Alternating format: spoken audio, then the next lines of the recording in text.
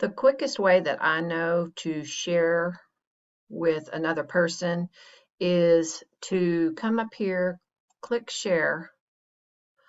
Um, you can click get shareable link and then can view. You do want them to be able to view, but for sure, like if I was a student and I wanted to send it to my teacher, I would probably say can edit.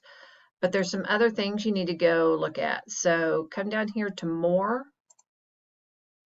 You would want to click anyone with the link can view it. That way you know that when it gets sent to the teacher, whoever you're sending it to, they can open it and they will not have to ask for permission.